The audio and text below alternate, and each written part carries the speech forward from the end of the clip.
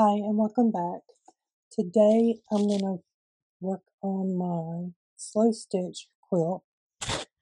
This is just part of it. This is a small piece, so I have a bigger piece which I'll be showing you in just a few minutes, but we're going to talk about how to slow stitch for those that are new, and for those that have been here a while, they may have seen my other two videos, actually I got 4 or 5 on slow stitching, but this quilt I particularly I have 2 on this one. So I also wanted to do a shout out for a couple of the people that left comments. I'm going to try and start doing that.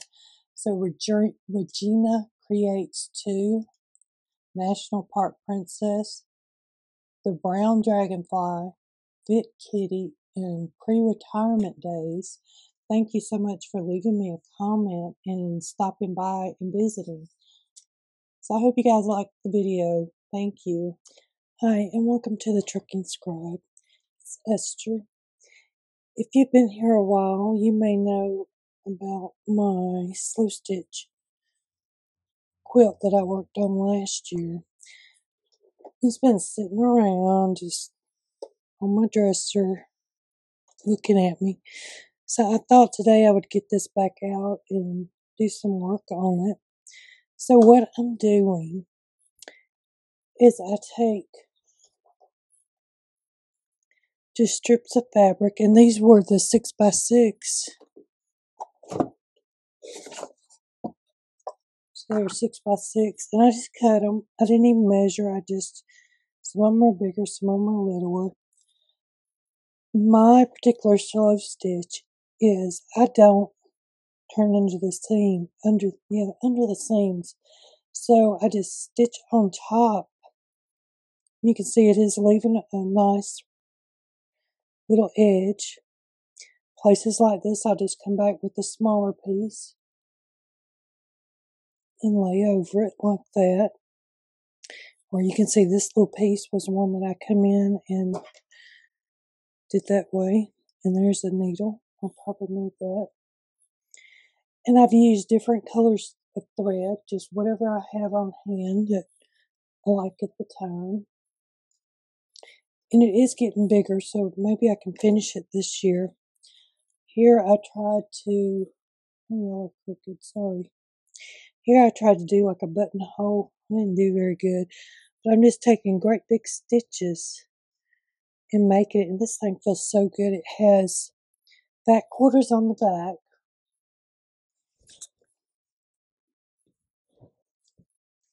And you can see all my crazy stitching. I didn't even do a pattern. Some of them I went one way, some the other way. Here I did like a star. So I followed the pink in it, and it left that on the back right here where I was following the star with the stitches. But yeah, this is how it's coming along. It's looking really good. I'm surprised as big as it is because it's been a while. I think almost a year since I've had it out. It's been sitting right beside me.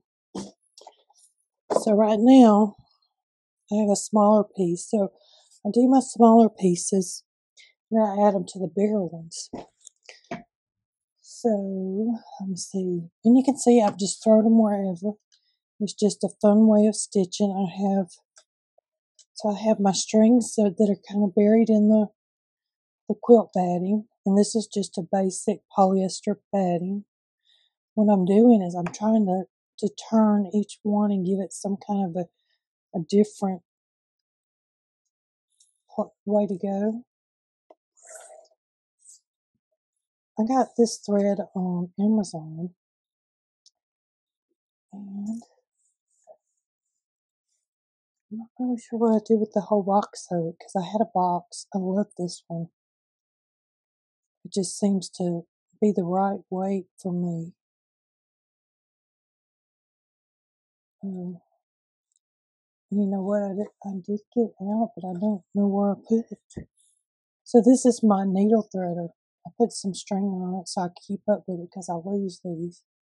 But I can't get this bigger thread through there, so I just do put my needle through and then kind of wiggle it to get it through. So let's see if I can get it here. Move over a little bit. So this part here goes through the eye. Did I mess it up? Oh. So you have a bigger side and a little side. I want the little side because of the eye of my needle. So you put it in there. You can leave your thread or your needle hanging down. You put the thread you're trying to thread in right there and you pull it through. Then all you need to do is, for this one, is just do a, I'm trying to think of what you call it. So I have been doing little knots. So what I do with the quilter's knot is I put my pin, so this is the end with the eye on it. This is the pointing needle part. And then here is my thread. I'm going to take the tail of that thread and sit it right there on the needle. So I'm holding it with my 2 fingers there. And I'm going to twist this around about 3 times. I'm going to pull it down between my fingers and pinch it. Don't have to pinch it real hard, but hold it there. Then you just pull your thread through, and you're still holding. So see, I still got thread in there. You just pull it through, and it makes this beautiful little knot. So where do I want to start? I have no idea. It's been so long. Maybe a gray one. So the way I do this, like I said, I just throw stuff on here. I put one right here. What I do with my thread is I kind of go in between the fabric just to bring it up and kind of bury it. And then I just start quilting. So I come up. So this is going to be a good needle. So you can do this 1 stitch at a time. And I do like to try and get over some of that. You don't necessarily have to, but I try sometimes to make sure they're overlapping so the batting's not falling out. So I just do a long running stitch. So in, back up, back in, back up. And I got 3 stitches on my needle and I just pull it through. They're big stitches. You can see they're not little. They can be even bigger. You're just wanting something to hold your quilt together.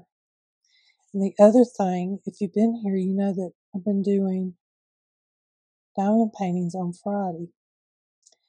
And that is a meditative activity. Well, slow stitching is similar. You just sit here and you stitch. And you can do it one at a time. So I'm going to do this one and then we'll turn around. So I usually just turn my whole piece. And this is smaller, but we can do it with the other one too. So I'm just come up right there. So I'm just right here. You can see I'm just moving it over.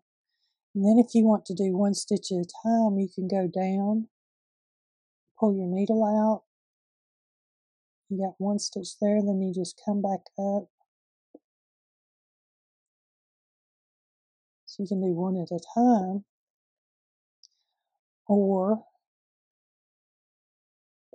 you can, you see this happens sometimes, you have to rethread your needle. It's not a big thing. It's actually pretty easy with this. Now if I try to sit here and thread this needle without this little needle threader, I can't do it. I can thread my sewing machine pretty good, but these I can't. So also I'm holding this. So over here I have a safety pin in, and the only reason I have it is to hold these layers together. Kind of like that one is starting to move on me. And I really need another one. So these are quilting pins that when I do my big quilts, I was using them. And you can see how they're shaped. See how they're bent? That is so when you go in your quilt, it's already kind of coming up. They used to take spoons when they would use safety pins to pin the quilts down. We'll pretend this is a spoon. So you'd put your spoon down on your fabric and then you would, see if I can do this with this. Okay. So you would go down and then you would take your spoon and push the fabric down to where it would come up, keeping you from poking your fingers if you did it right. Come over here. So sometimes I work towards me. I just take my finger and have the needle kind of, so the needle is under here and it's sitting on my finger. And this is not a real sharp needle, but you don't need to be pushing hard. So it's sitting on my finger. What I'm doing is you can rock it. So right now it's not, it's in the quilt. So then you bring a little bit out, go back in, and you can feel that. You don't even have to do it all the way up. I mean, usually I can do like maybe there and just push it through. And once you sit here and you get in the groove of it, it's just like repeating the same pattern over and over. You don't have to fold under these edges. So if I was doing a traditional piece quilt, I would have these edges folded under as I'm quilting. I decided I just wanted a fun little quilt to make and have for winter time, and that was last winter, and it didn't happen. So we might try for this winter. What I'm gonna have to do is do like I'm doing with the diamond painting and set up a day that I'm working on this and sharing it with you guys so I can get some work done. It's not hard, and it's not, when I do the little pieces like this and then attach them, it's a little bit of quilt in your way sometimes, but it's not hot summertime. So because I don't have this knotted at this other end, it's just coming out. Oh man, usually I don't have that much trouble, but, and I try to go, so here's a piece. This one's a little bit long. I must have just finished a block and didn't want to go any further. Here's a piece to that. So here you could go this way just to change it up. And then, let's see, turn it around so I can think of what I'm doing. Then I'm going to go in and across. So we're doing the same thing as we did right there.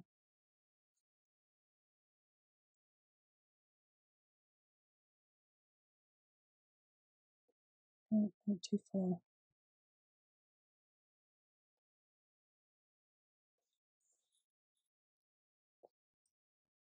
So I'm just changing the direction. What you see is not looking up. Now that's why I got the string on here, because I can't see where my little meter threader's gone. And y'all are saying she can't even keep it threaded, so I don't know if I want to try this. It's actually not too bad to learn, because like I said, you're not turning over pieces, you're just stitching them down. So I'm just going to go on down with this one since I'm getting lower on thread. But you can see up here, I have this thread hanging on, so I can put another piece on and just keep using this thread. So I just go until it gets closer to the end, and I'm going to do another type of a quilter's knot. I'm not sure what it's called.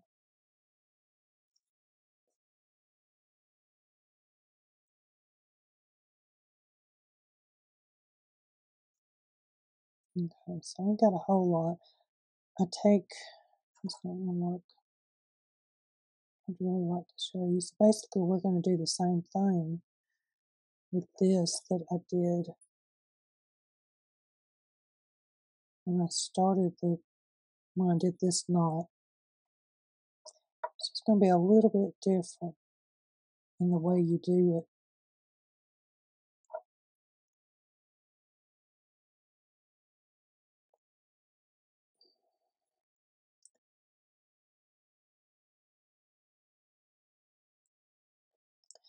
So if I can, my needle's long, but if I can do this, I'm going to hold my thread to where it's going against that needle again. And I'm just going to wrap it around. So you're doing essentially the same thing. It's just that your thread is in a little bit different position. I can't seem to get it today. So I've got one knot. Now all I'm going to do is push this back through and stick it into the batting. So in traditional hand quilting, you would stop like this. So you'd have the one little knot, and then you run your fabric or your needle through your binding, your needle through your batting, just to kind of embed it in there. And you, right here is where that needle's at. I'm going to pop this to where it's now the knot is underneath. So then I'm just going to do the same thing. I probably won't do any more stitching here until I get closer with the piece.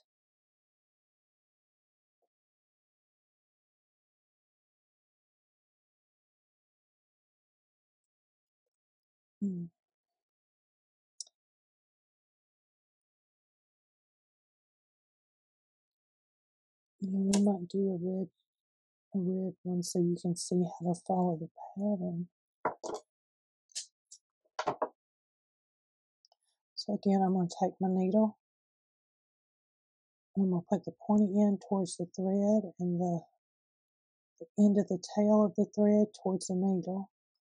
Hold it in between my fingers and wrap it 3 times. 1, 2, 3. And pull it down between my 2 fingers and pull this needle out. And I'm holding that little knot where that comes out that way. So this one, what I would do is probably come up somewhere in here.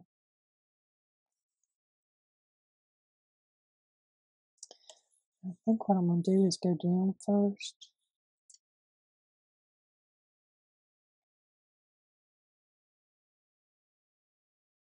Just to secure the piece of fabric on the quilt. And see, I'm not even worrying about this little spot right there because we can come back with little pieces. And that gives it variety. If you are a scrapbook junk journaler and you like masterboards, this reminds me of a masterboard because you're just using different size pieces, leftovers. So these weren't left over, but I have boxes of them downstairs in my sewing room.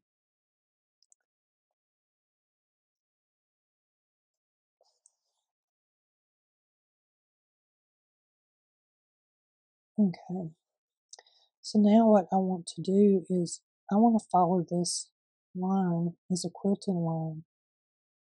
It gives it some variety. So basically you're doing the same thing, you're just doing it on that line.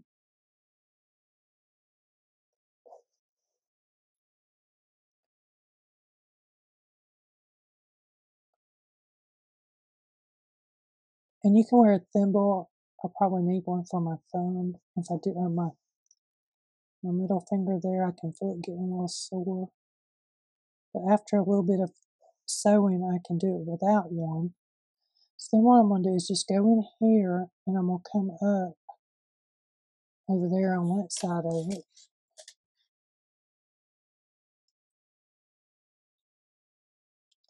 And just follow the line. You could actually do each little piece of the candy cane, but I'm going to choose to just follow that one line and pick the same one just to give it some added beauty.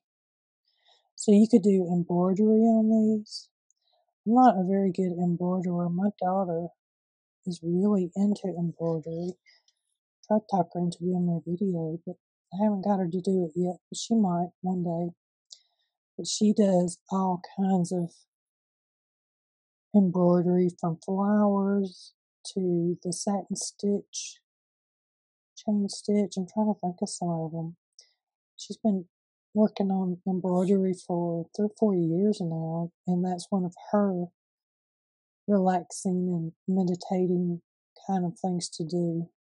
So this would be something I would do while I was watching TV or had music playing in the background, because you can sit in a chair and do it. It doesn't take a lot of equipment.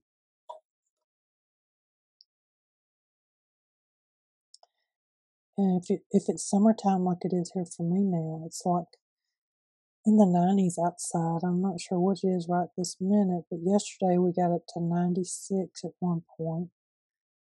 And I do have air conditioning, but I'm getting older and I'm having them hot flash things. I don't like it.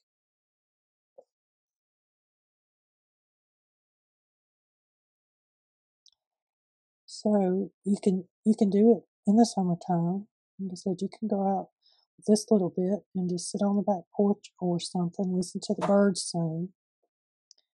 Because all you need is this little section, and I'm using a fat quarter, which is 18 by 22. I think this is the 22 side. This is the 18. I have my little box here that I just threw some stuff in, and I'm just working away. So that's all I really need to do this. You could do it on a road trip. You could do it on a plane. Just have to be careful you don't poke nobody on the plane with the needle. But I mean, this would be a good thing to do on a long flight or a long road trip. I was watching Gail Augustinelli the other day, and she said that she had went on a road trip and she took some of her dyes and some paper and stuff, and she did punching while she was riding with her husband.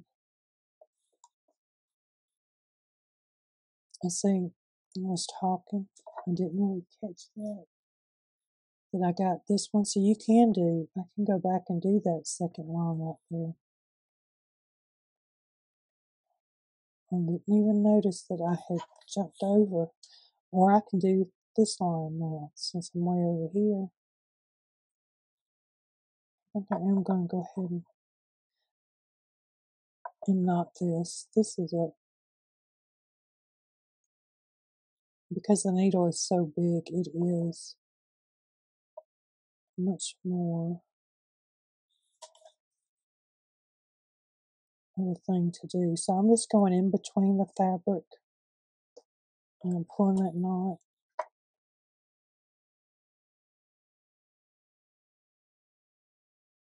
And I'm just going to get another one. So yesterday I went by the local school when I was on my way home. It's the end of June. Today's the 25th. And the school sign said that the kids go back on August 1st. I'm like, oh wow. That is pretty fast, because when I was in school, we didn't go back to school until, see, I'm just going to run this through the batting again and come up where I want to be at.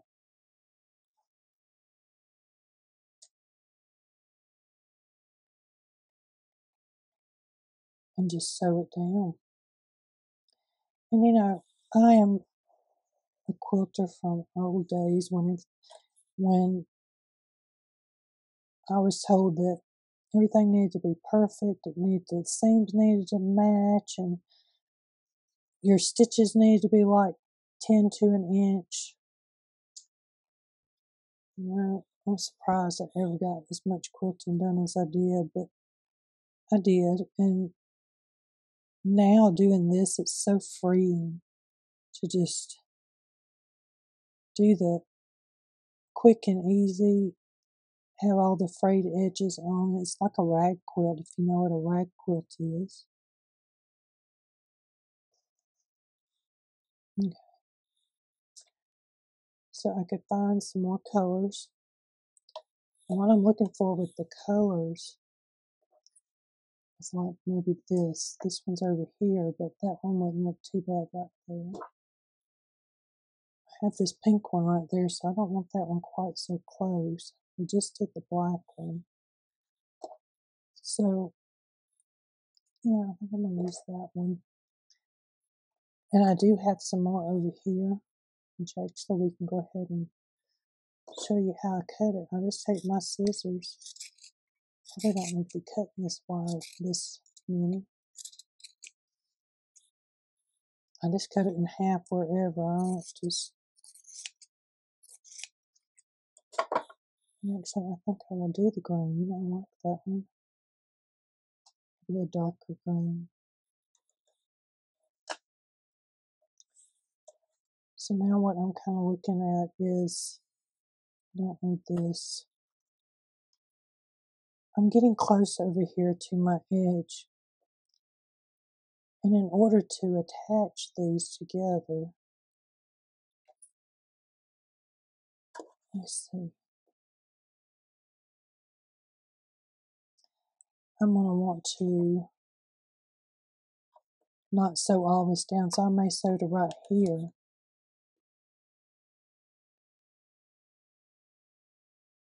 Because we're going to piece these together, and it's a little bit tough because I got like 3 layers of fabric and some batting, and I think I'm running over some needle thread, some thread also. I don't know what's wrong with my words today, y'all.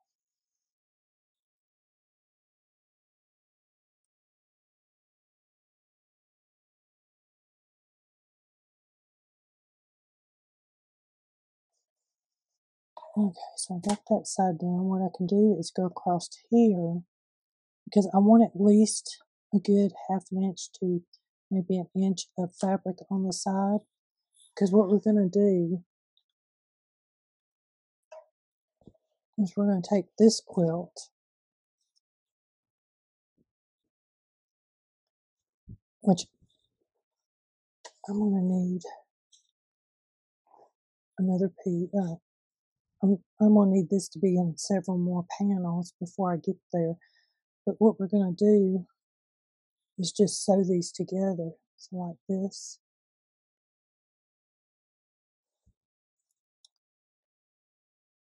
Sew it together right here. And then, once we get it sewn together, grab this panel, maybe I can get it. I'm just going to pin this for a minute.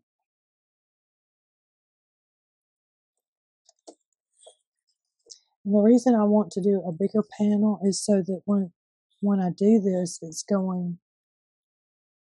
there's more that it's going together. So, let's see. So you see how this seam is coming together in here, and you just keep going down. So then when I got to this point, I would trim up my batting to where it just met perfectly. I would take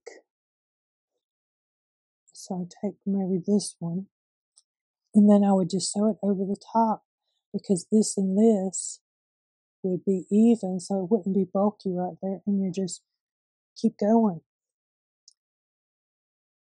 Let me see.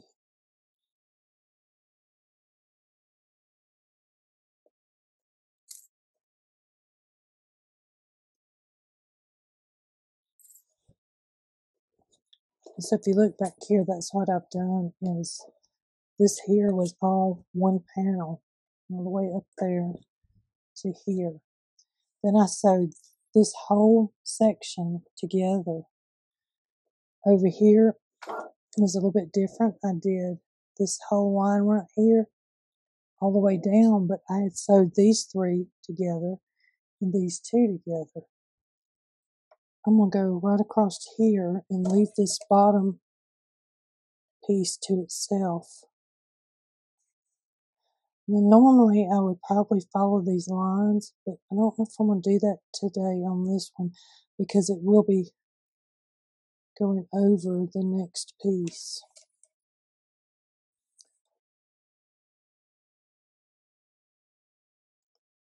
And I got to get Deb's, she sent me a slow stitch tag that we'd swapped last year, and it got lost in the mail somewhere. It's so pretty. I've got it in my journal, just sitting there to look at when I want to. I'm gonna try and get it and show it to you.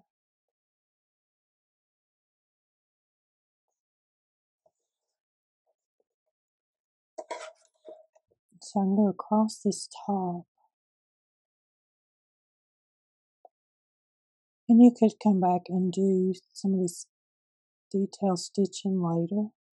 You could choose that that's all you want, is that much stitching every inch, inch and a half. You can see it's kind of wobbly right here, but that's okay because I ain't stressing about it. So then I'll just follow that line. See, this big old needle is one of my problems. I don't like it. Well, it's nice when you're quilting to try and get this last little thread. It feels like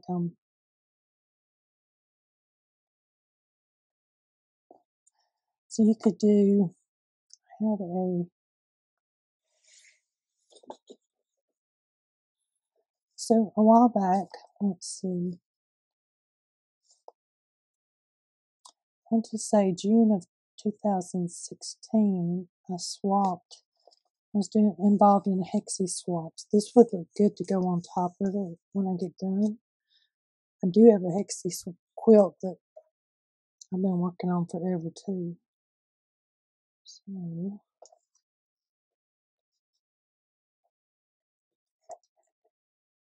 I'm going to do one of these smaller pieces and just show you how I do that. So if you have any questions, definitely put them in the comments below and let me know what kind of questions you have, because I don't know, I forget sometimes to ask if anybody has questions because I'm just getting started. So what I could do here, I could use one of these little purple ones. There's purple and purple. So what else do I got? I don't want the red ones. I could do that one right there. See, I'm just cutting. I'm going to go do the same thing as just come in here and bury my needle. You can use the safety pin, so you could just pin it down like this if you're not very comfortable with it, but I just find they get in my way. I'm just going to come up and stitch around the edges.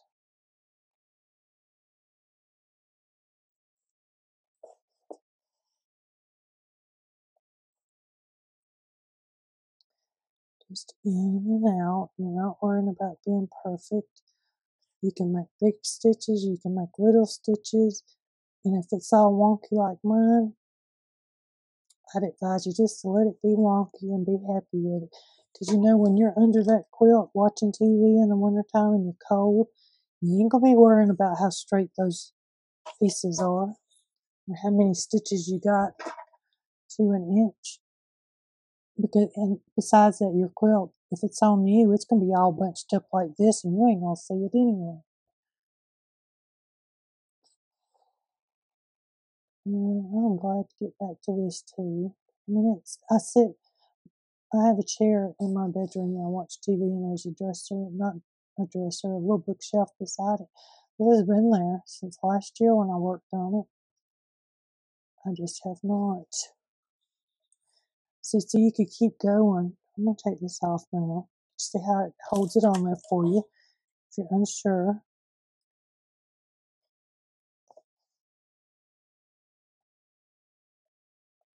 And if you look how much room I got. It's covering up. I don't care.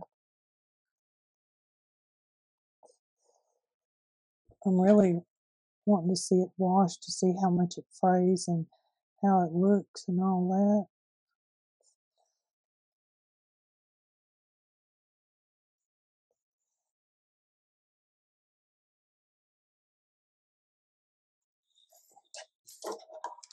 But if you're making a quilt like this, a slow stitch quilt or a tag, journal cover, so I've done this with my journal covers too. I have a couple of videos on that where I just took some pieces of fabric that coordinated with my journal and I slow stitched them together, and then I put that on my quilt, on on my journal. And so this is kind of why I don't want the bigger quilt till I have to get it, because I'm just twisting and turning this thing whichever way.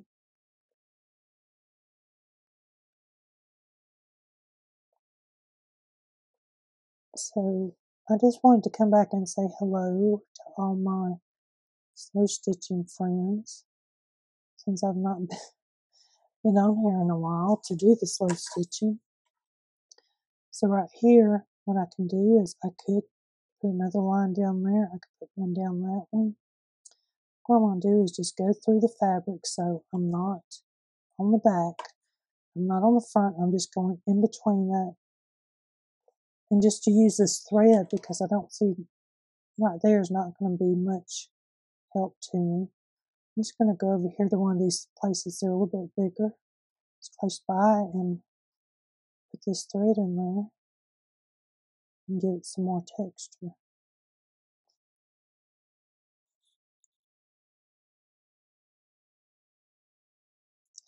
So if you're still here, I have to tell you about let's see, I'm doing Christmas in July with Terry over at Sweet Pea Papers, but I'm also doing my own open collaboration, which means that you are welcome to join. For the month of July, I will be doing the birth of Jesus, the Nativity, and I have this free PDF that you can print out to follow along.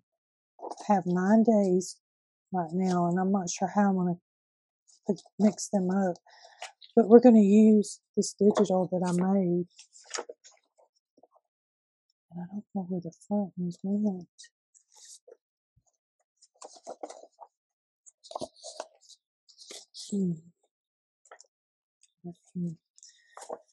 So we're going to use this to make a journal.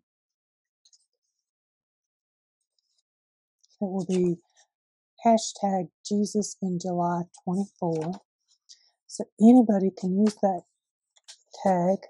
They can get the free PDF and print it off, and then use whatever digital you would want to go with it. Doesn't have to be mine. I'm just excited that you would be joining me. There's all kinds of Christmas digitals out. There's scrapbook paper. You don't even have to have a theme, to be honest. You just get a little notebook and just work along with us, or write your notes right in here. Doesn't have to be fancy, because Jesus wasn't born in no fancy place. He was born in a manger. And I kind of thought about this in my life as to what that manger really was, but I'm reading this book by Dr. David Jeremiah, and it's called the Nativity, and he talks about all these things that Jesus was born in a manger, and we think about the sceneries and stuff that we put out with Christmas time, and you don't really realize that there were cows living in there, and pigs and chickens and who knows what all in this manger where Jesus was born. And it was just, for our standards today, would definitely be dirty to have a baby in. But for them back then, it was still considered a dirty place to have people. Well, I don't know about dirty place, but it was dirty and it stunk. So you can imagine, if I was Mary, I'd be like, I don't want to have them here. My Christy, my middle daughter, she was born on a full moon, or something was going on when she was born that year. They were having babies in the hallway. I told them they just need to find me a closet or something, because I wouldn't have her in no hallway. But I did want to get in the room before you go in and have the baby, not the delivery room, but the other one. Back then they had, you had two different rooms. Now they basically have you in the same room for delivery and up to delivery. But I think I'm going to stop right here for today, and I will get the other. If you've been here all this time, thank you so much for stopping by. I really appreciate you coming and spending time with me. Sometimes you have to pull that a little tight to get it through. And I'm just going to pull this back in the middle. So I just stick my needle in here. Maybe it won't get lost. So I hope you enjoyed the video and you learned something about slow stitching. Like I said, if you have any questions, definitely let me know. And I hope to see you again soon.